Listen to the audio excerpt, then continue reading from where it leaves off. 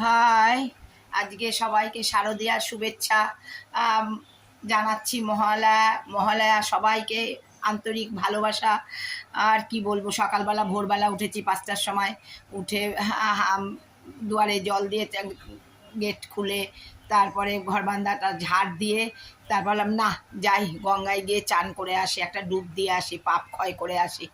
তারপরে তাড়াতাড়ি করে বাথরুমে গিয়ে জামা কাপড় ছেড়ে হাত মুখ ধুয়ে পায়খানা ঢাকানা করে তেল আর মাখিনি, গামছা নিয়ে ঘটি নিয়ে 5টা 10-15 নাগাদ বেরিয়ে গেলাম গঙ্গায়।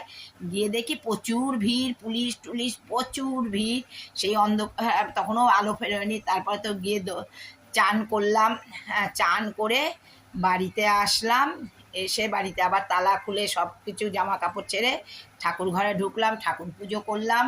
ঠাকুর পুজো করে দিদি আসলো, দিদিকেও চা করে দিলাম, সে খেলো, আমিও খেলাম। আলু কফির তরকারি